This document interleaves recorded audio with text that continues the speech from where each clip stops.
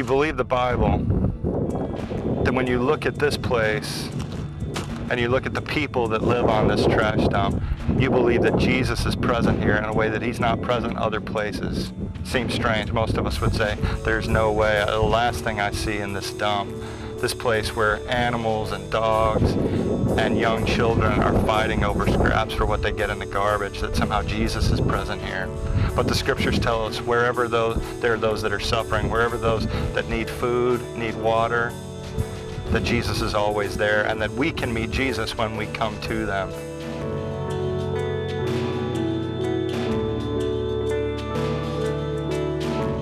I grew up in a church where I was taught about the end days and the day that we would meet Jesus as a place that we would be judged for our sin, as if Peter and Jesus and somehow the Holy Spirit and the Father would sit around and begin to remind me of the times that I didn't share my faith well, or that I looked or acted in lustful ways.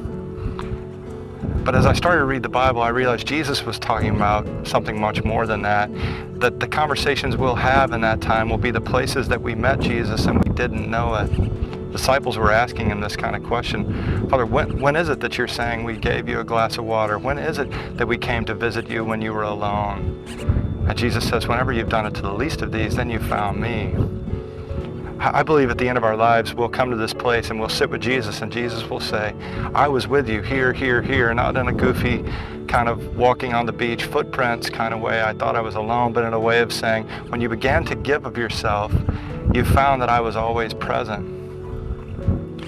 In the midst of one of the worst stenches that I've ever smelled, it's crystal clear to me here as I look in the eyes of young children that have grown up in these dumps that Jesus is here. My biggest question is, how can the church come here and be and sit at the hands and feet of Christ and be a part of the stories of redemption? I can't get past my nose. We drove up and these kids jumped on the bus. One of the little boys not much older than my son. I realized I don't let him eat food that falls on the ground, you know. And these kids are eating their whole life. All their sustenance comes from this place. My theology really messes me out because it tells me that these children are my children. That any children of God somehow belongs to us. So to figure out what it means to care for them is a painful and beautiful responsibility.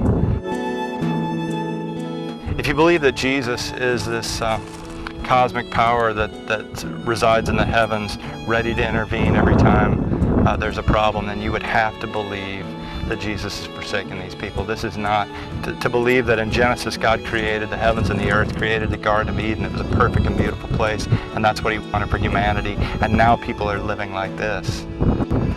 But if you believe that the church is strong, the church is capable, the church is wealthy beyond measure, we sit in golden chairs and we build massive buildings, and you realize that the church is the hands and feet of Christ. You realize that Jesus has failed these people, but it's not the Jesus creator, it's the hands and feet of Jesus that have been left on the earth, have become disobedient and selfish. And that's painful beyond measure to me.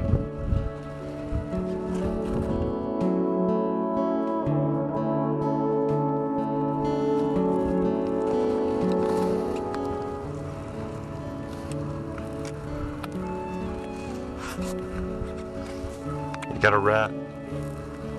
He got a rat in his hand. That dude, he just held it up for us. Think it's still alive.